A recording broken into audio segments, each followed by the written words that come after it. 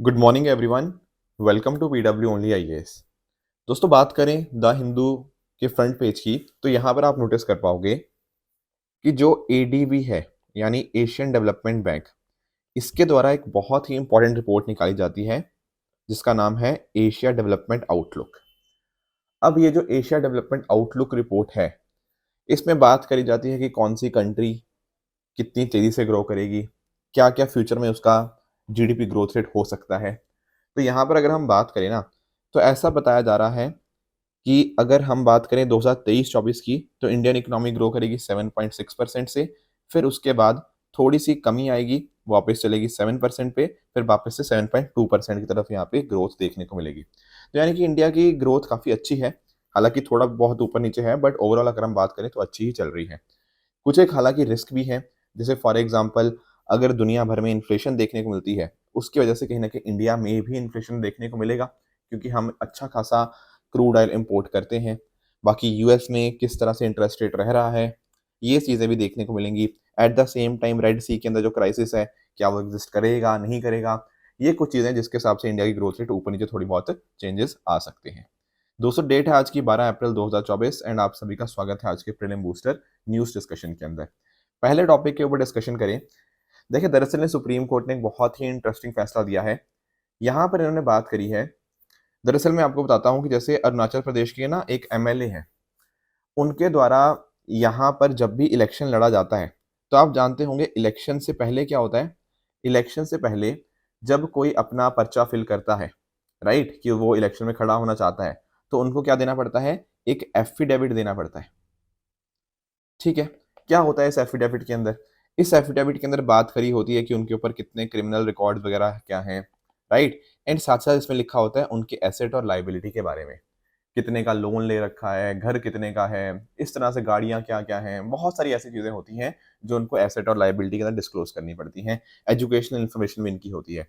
फिर एक बार जब उनका चुने जाते हैं, अगर उनका सक्सेसफुल हो जाते हैं, तो जब भी आप मेंबर ऑफ पार्लियामेंट बनते हो या फिर आप एमएलए बनते हो, तब आपको एक प्रॉपर डिक्लेरेशन देना पड़ता है इसी चीज का, आपके एसेट लाइबिलिटी का।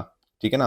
अगर आप लोकसभा में हो तो स्पीकर साहब को दोगे, अगर आप राज्यसभा के हो तो वहां पे आपके जो चेयरमैन साहब होते हैं उनको दोगे, एंड अगर आप एमएलए वगैरह हो तो आप अपनी स्टेट के केस में उसी तरह से आप प्रोवाइड करते हो।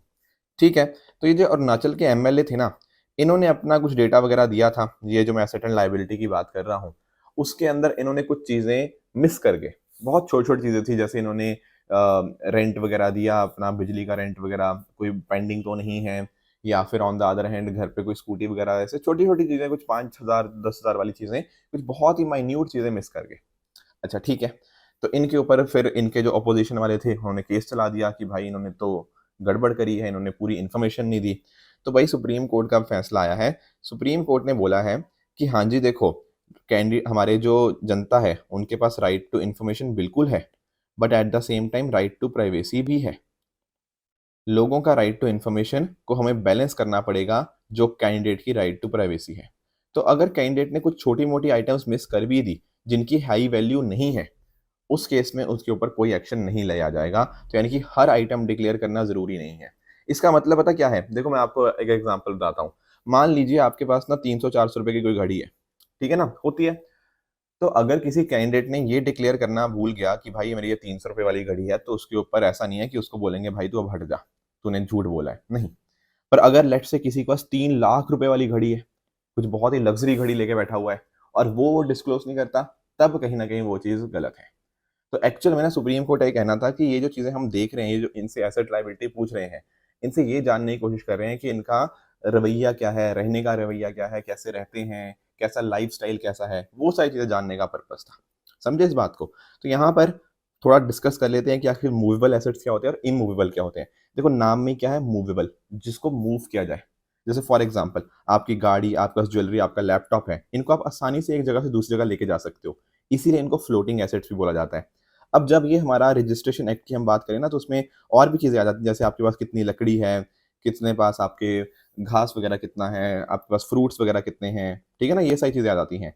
उसी तरह से एक क्या होती है, इमूवेबल एसेट। इमूवेबल जिसको मूव करना काफ़ी मुश्किल होता है, जैसे फॉर एग्जाम्पल आपकी जो फिक्स एसेट हो गया, आपका घर हो गया, आपकी दुकान, आपकी फैक्ट्री, इनको एक जगह से दूसरी जगह थोड़ी लेके जा सकते हो, बहुत मुश्किल है, राइट। तो ये आ जाते हैं आपके इमूवेबल के अंदर, इनके अंदर आपके आपके पेड़ वगैरह भी इनके अंदर ही इंक्लूड कर लिए जाते हैं, क्योंकि इनको ना कहीं न कहीं बहुत मुश्किल है ट्रांसफ़र करना। या तो आप विल बनाओ तब जाके ट्रांसफ़र होगा, या किसी को गिफ्ट करो, उसके बिना तो नहीं ये ट्रांसफ़र हो पाएँगे, राइट?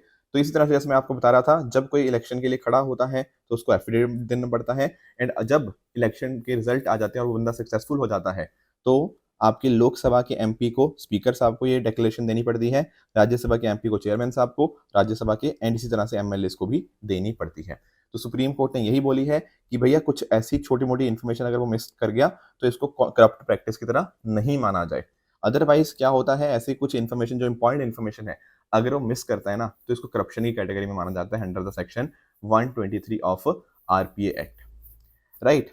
तो ये क्राइटेरिया है कि जो केस बाय केस बेसिस पे देखा जाएगा, हर चीज़ को डिक्लेयर करना यहाँ पे ज़रूरी नहीं है। एसेट्स को इसीलिए डिक्लेयर किया जाता है ताकि वोटर्स की पार्टिसिपेशन इंक्रीज़ कर पाएँ, तो वोटर्स के पास राइट टू इन्फॉर्मेशन बिल्कुल है, पर कहीं न कहीं उसको हमें बैलेंस्ड अप्रोच रखनी पड़ेगी between the candidates right to privacy and voters right to access important information. ठीक है ना? तो ये सेक्शन 123 डेफिनिटली याद रखिएगा, यहाँ पर बात करी गई है करप्ट प्रैक्टिसेस की, जिसमें आपका ब्राइबरी आ गया, अनड्यू इन्फ्लुएंस आ गया, कुछ फॉल्स इन्फॉर्मेशन देना, ये कहीं न कहीं ब्राइबरी कहलाता है। पर वही है कि अगर छोटी-मोटी इन्फॉर्मेशन मिस हो जाए, वो यहाँ पे करप्शन के अंदर नहीं आता। बाकी अनड्यू इन्फ्लुएंस आप समझ लो, कोई भी पर्सन जो कहीं न कहीं हार्म का थ्रेट करता है, ठीक है ना? या फिर किसी जगह से उसको एक्सपेल करने की बात करता है, ये सारे अनड्यू इन्फ्लुएंस के अंतर्गत आ जाते हैं। नेक्स्ट बढ़ते हैं अगले टॉपिक की तरफ, that is Hurun global unicorn index 2024। देखो आप लोग सब लोग स्टार्टअप्स के बारे में जानते ही होंगे, ठीक है ना? एंड अगर कोई ऐसी कंपनी होती है जिसका जो वैल्यूएशन होता है वो $1 बिलियन से ज़्यादा हो जाता है, उसको बोलते हैं हम क्या? उसको बोलते हैं हम यूनिकॉर्न। देखो वैल्यूएशन के बारे में हम जानते होंगे, स्टार्टअप्स की वैल्यूएशन लगाना हालाँकि काफ़ी मुश्किल रहता है, बट डेफिनिटली इन्वेस्टर्स के हिसाब से ये चीज़ें पता लगती जाती है कि उन्होंने कितना पैसा इन्वेस्ट किया, कितने परसेंटेज के ऊपर किया, थोड़ा-सा वैल्यूएशन को एस्टिमेट करना वहाँ पे पॉसिबल हो जाता है। तो एक्चुअल में अगर हम बात करें ना, अगर किसी कंपनी का मान लो उसका वैल्यूएशन है $200 मिलियन से लेके $500 मिलियन, ऐसी कंपनी को बोलते हैं चीतास। अगर $500 मिलियन से $1 बिलियन के बीच में है, उसको बोलते हैं गज़ल, एंड एक तरह से $1 बिलियन से इंक्रीज़ हो जाना उसकी वैल्यूएशन, इसको बोला जाता है आपका यूनिकॉर्न। तो हमारे यहाँ पे ना एक आपको इंस्टीट्यूट देखने को मिलेगा, हुरन रिसर्च इंस्टीट्यूट। इसके द्वारा डेटा निकाला गया कि दुनिया भर में कितने-कितने आपको यूनिकॉर्न्स हैं। तो अगर हम बात करें ना इंडिया की, तो इंडिया के इन्होंने जो डेटा दिया है उसमें पाया गया है कि इंडिया में एक डिक्लाइन हुआ है यूनिकॉर्न क्रिएशन के अंदर सिंस 2017।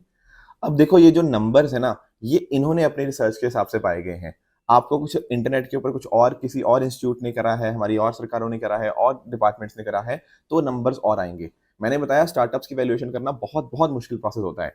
तो इनका जो डेटा था, इन्होंने डेटा लिया इन्वेस्टर्स से कि भैया इन्वेस्टर्स कितना पैसा किसमें डाल रहे हैं, उस हिसाब से उनकी कंपनी की वैल्यूएशन कितनी है। तो this is how they have came out with this particular report. जैसे इन्होंने बात करी है कि इंडिया में आज के समय आपको 67 यूनिकॉर्न्स देखने को मिल जाएँगे।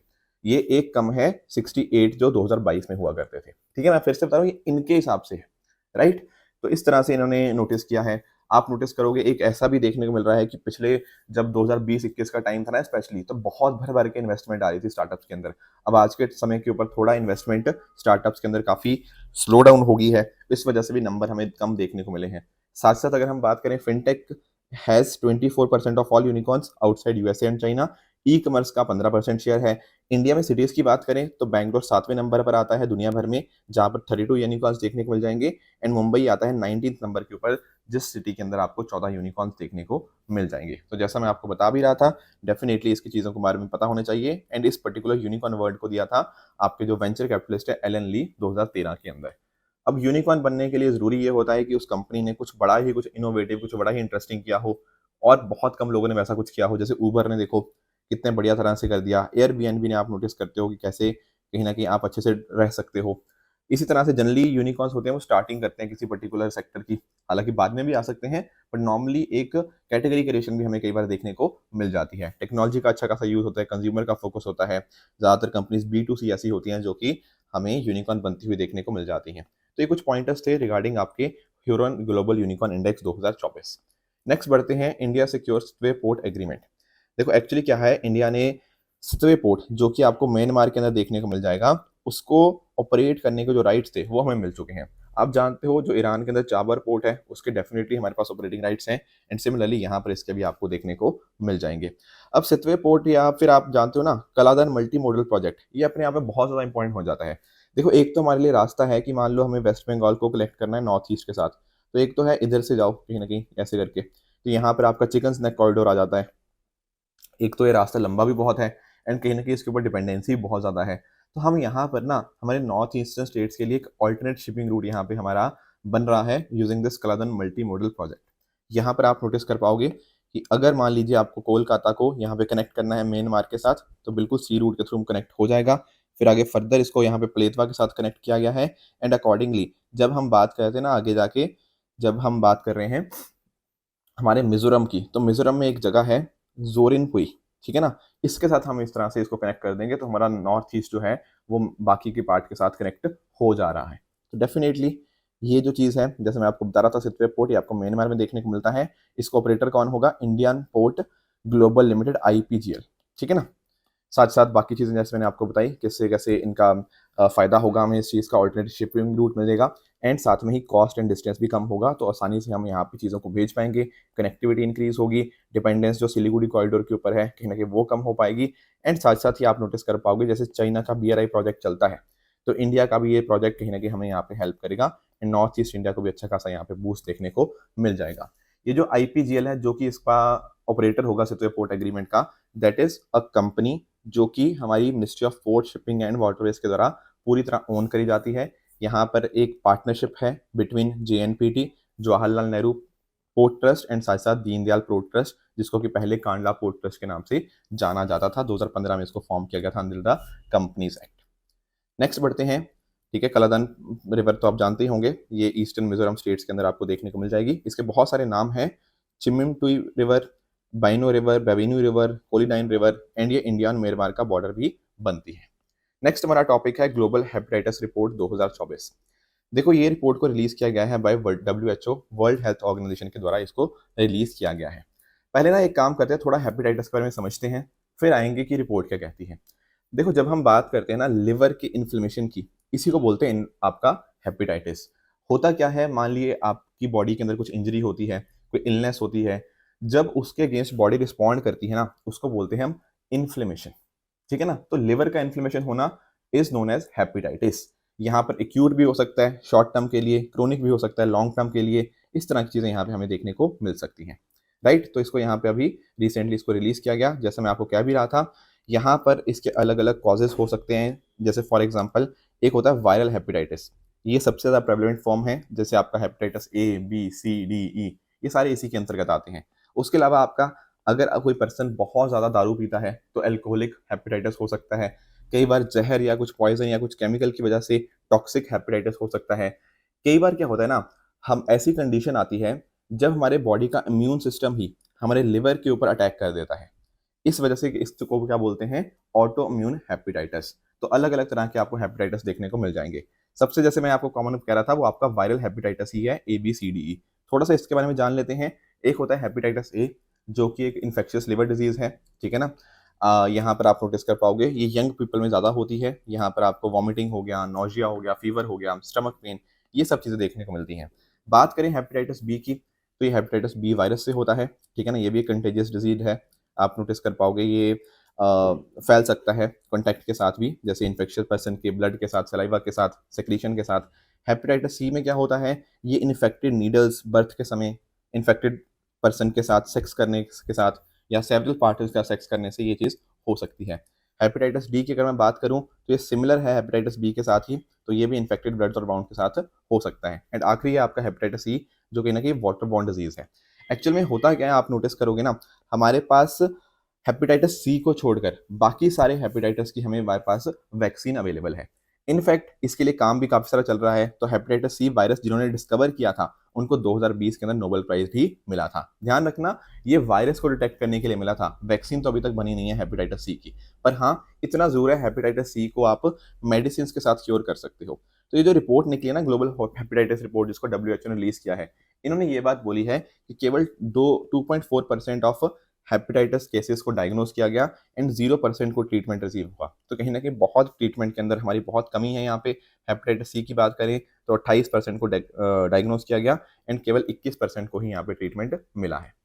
साथ में अगर हम बात करें वैक्सीनेशन की, ठीक है ना, तो हेपेटाइटिस B के लिए वैक्सीन का हमारा प्रोग्राम अवेलेबल है। हेपेटाइटिस C के लिए वैक्सीन तो है नहीं, पर ऑन द अदर हैंड हम कोशिश कर रहे हैं कि कैसे कहीं ना कहीं लोगों तक मेडिसिन और क्योर इसका पहुंचाया जा पाए, पर रीच अभी भी यहाँ पे हमें लिमिटेड देखने को मिली है। ऐसा यहाँ पे ग्लोबल हेपेटाइटिस रिपोर्ट का यहाँ पे सारी ये बातें बोलना है। ध्यान रखना, हेपेटाइटिस सी इज ट्रीटेबल, पर वैक्सीन इसकी अवेलेबल नहीं है। नेक्स्ट हमारा टॉपिक है सीडीपी सुरक्षा। सीडीपी क्या है? CDP stands for cluster development programme, और सुरक्षा क्या है? सुरक्षा है system for unified resource allocation, knowledge and secure horticulture assistance. देखो जैसे मान लो कोई किसान है, ठीक है ना, अब किसान ने हॉर्टिकल्चर कोई भी हो गया, आपके फ्रूट्स, आपके वेजिटेबल, आपके आपके परफ्यूम्स वगैरह के लिए जो फ्लावर्स यूज होते हैं, अगर ऐसा कुछ हमारे किसान कर रहे हैं ना, तो कहीं ना कहीं हमारी कोशिश रहती है कि उनको यार सब्सिडीज वगैरह डिस्ट्रीब्यूट करी जाए। उसके लिए हमने एक प्लेटफॉर्म बना दिया जिसका नाम है सीडीपी सुरक्षा। अब इनको बहुत सारी चीज़ें चाहिए होंगी, अपने लिए कुछ बीज वगैरह चाहिए होंगे, अपने लिए कुछ बहुत ऐसे जो फार्मिंग के लिए इनपुट चाहिए होते हैं, वो सब चाहिए होते हैं। तो सरकार ने बोला है कि इस डिजिटल प्लेटफॉर्म के माध्यम से ना सब्सिडीज का इंस्टेंट डिस्बर्सल हो जाएगा हमारे फार्मर्स को उनके बैंक अकाउंट के अंदर बाय यूजिंग द ई रूपी वाउचर बाय द एनपीसीआई। ये ई रूपी वाउचर आप जानते होंगे, इसके माध्यम से ये कोई भी जो वाउचर जिसके पास गया है वो किसी भी उस पर्टिकुलर पर्पस के लिए, जैसे मान लो किसान है तो किसान किसी भी खेती वाली शॉप के ऊपर जाकर जो भी उसको उस पर्टिकुलर पर्पस के रिगार्डिंग इनपुट्स चाहिए वो वहाँ पे उसको जाकर खरीद सकता है। तो इस तरह से ये पहले से प्रीपेड एक आपका वाउचर देखने को मिलता है। तो ध्यान रखिएगा, यहाँ पर आपके किसान हो गया, वेंडर्स हो गया, इम्प्लीमेंटिंग एजेंसीज हो गया, क्लस्टर डेवलपमेंट एजेंसीज हो गया, एंड एनएचबी के आपके जो ऑफिशियल्स होते हैं वो सारे इस प्लेटफॉर्म को एक्सेस कर सकते हैं। इसी के साथ पीएम किसान के साथ इसका डेटा इंटीग्रेटेड भी है, एंड बाकी चीज़ें भी आप नोटिस कर पाओगे, आधार वैलिडेशन हो गया, ई रूपी इंटीग्रेशन हो गया, ये सारी चीज़ें इसके अंतर्गत करी गई हैं। फोकस ये होगा कि इंडिया का जो हॉर्टिकल्चर सेक्टर है कहीं ना कहीं उसके ग्रोथ को हम और आगे बढ़ावा दें। आप नोटिस कर पाओगे, कोशिश हमारी यही है कि पिछले जैसे 10 साल के अंदर अगर आप नोटिस करोगे ना, तो पहले हमारा 2010-11 में था 240 मिलियन टन्स, एंड अब ये बढ़ गया है 334 मिलियन टन्स। हमारी कोशिश है कि इसको और भी यहाँ पे हम इंक्रीज करें। तो ये जो सीडीपी सुरक्षा में जो सीडीपी की बात कर रहा था ना, क्लस्टर डेवलपमेंट प्रोग्राम, इसका पर्पस यही है कि हॉर्टिकल्चर क्लस्टर्स को आइडेंटिफाई किया जाए, उनको यहाँ पे क्रिएट किया जाए, ताकि जो ओवरऑल चीज़ें हैं, चाहे वो प्री प्रोडक्शन स्टेज हो गया, प्रोडक्शन हो गया, post harvest logistic, branding and marketing activities, इनको कहीं ना कहीं हम और भी बेहतर बना पाएँ। तो दोस्तों ये थे आज के आर्टिकल जो हमें डिस्कस करने थे। इसी डिस्कशन के बेसिस के ऊपर कुछ मैं आपको होमवर्क दे रहा हूँ, जिनका मुझे आप नीचे कमेंट्स में आंसर बता सकते हो, इनमें से कौन सा ठीक है एंड कौन सा गलत है। कल मैंने जो होमवर्क दिया था उसका आंसर डिस्कस कर लेते हैं। बात जब होती है जीसीसी की, तो आप जानते हो भैया जीसीसी के अंदर ईरान तो आता नहीं, तो ये पहला स्टेटमेंट अपने आप ही इनकरेक्ट हो जाएगा, राइट। बट आपका जो इसकी जगह क्या है, बहरीन होता है, ठीक है। बहरीन हो गया, आपका कुवैत हो गया, Oman, Qatar, Saudi Arabia, UAE, तो ये मेंबर्स आपको देखने को मिलते हैं। Indo Pacific economic framework for prosperity अभी नहीं बना, ये फरवरी 2024 के अंदर, ये तो आपका मई 2022 में बन गया था, तो सेकंड भी आपका गलत है। चीतल स्पॉटेड डियर की बात करें तो यहाँ पर इसका आईयूसीएन स्टेटस वल्नरेबल नहीं है, ये आपका लीस्ट कंसर्न देखने को मिलता है, तो तीसरा स्टेटमेंट आपका गलत हो जाएगा। साथ ही साथ आज का आपका होमवर्क रहेगा, एक पोर्ट्स के रिगार्डिंग आपको मैं होमवर्क दे रहा हूँ, इसको ट्राई कीजिएगा एंड मुझे कमेंट्स में इसका आंसर बताइएगा। दूसरा आपका होमवर्क रहेगा 2019 का एक मॉडर्न हिस्ट्री का क्वेश्चन है, जहां पर आपके सामने एक तरफ मूवमेंट्स हैं, एक तरफ आपके ऑर्गेनाइजेशन लीडर है, तो इसका आंसर भी नीचे कमेंट्स में आप मुझे बता सकते हो। इसके अलावा कल जो आपको होमवर्क दिया गया था that was with regards to, एक तो था टेम्परेचर कॉन्ट्रास्ट के बारे में। देखो यहाँ पर एक्चुअल में ना दोनों की दोनों स्टेटमेंट बिल्कुल ठीक है कि टेम्परेचर कॉन्ट्रास्ट अगर हम बात करें कॉन्टिनेंट्स एंड ओशन में, तो it is greater during the summer than in winter, and even the second statement is correct कि वाटर की जो स्पेसिफिक हीट होती है वो ज़्यादा होती है लैंड सर्फेस के मुकाबले में। अब एक्चुअल में क्वेश्चन मैं इसलिए लाया क्योंकि कई बार दिक्कत आ रही थी असर्शन रीजन वाले क्वेश्चंस के अंदर, पर किसी स्टूडेंट ने ये भी लिखा था कि सर बीच में अगर हम बिकॉज लिख देते हैं ना, तो कहीं ना कहीं हमें पता लग जाता है कि वो एक्चुअल में उसकी एक्सप्लेनेशन है या नहीं है। आंसर इज यस, हाँ ये काफ़ी हद तक ठीक है, क्योंकि अगर आप पहली स्टेटमेंट पढ़ो फिर दूसरी स्टेटमेंट पढ़ो, और अगर आपको लगता है कि स्टेटमेंट 2 ही पहले का एक्सप्लेनेशन है, तो वो बिकॉज की वजह से हमें देखने को मिल जाता है। तो यहाँ पर एक्चुअल में दोनों स्टेटमेंट बिल्कुल ठीक है ना, इसी कारण की वजह से वो चीज़ हो रही है। अगर ये आप लिंक बिठा पा रहे हो तो उस केस में आप बोलोगे हाँ भैया करेक्ट एक्सप्लेनेशन है। अगर ये लिंक नहीं बैठता तो आप सेकंड वाला टिक कर दोगे। Getting it? इस वाले में ऑप्शन ए यहाँ पे ठीक है, और अगर कोई स्टेटमेंट इनकरेक्ट है तो लॉजिकली ही है सी और डी क्या होगा, राइट। दूसरा मैंने आपको होमवर्क दिया था वो था सॉइल इन ट्रॉपिकल रीजन के बारे में। अब जैसे इसका बात करते हैं, ट्रॉपिकल रेन फॉरेस्ट की बात करते हैं, तो ये रिच इन न्यूट्रिएंट्स नहीं होती, तो स्टेटमेंट 1 अपने आप गलत हो गया, तो आपका आंसर यहाँ पे डायरेक्टली बन जाता है। अब इस केस में ना अच्छी बात ये भी रहती है कि मान लो आपको स्टेटमेंट 2 का पता भी नहीं था, आपका आंसर तब भी बन गया कि ऑप्शन डी ही इसका आंसर आएगा, क्योंकि हमें पहला पक्का गलत पता है, ठीक है। हालांकि दूसरा ठीक है, वो भी हमें पता है, बट अदरवाइज ऑल्सो ये क्वेश्चन ऐसे आप कर सकते हो। दोस्तों ये थी आज की डिस्कशन। अगर आपको इसकी पीडीएफ चाहिए तो आप हमारे Telegram channel PW only official में जाके इसकी पीडीएफ डाउनलोड कर सकते हो, अपनी प्रेपरेशन को अभी बेहतर बना सकते हो। Thank you very much for the discussion.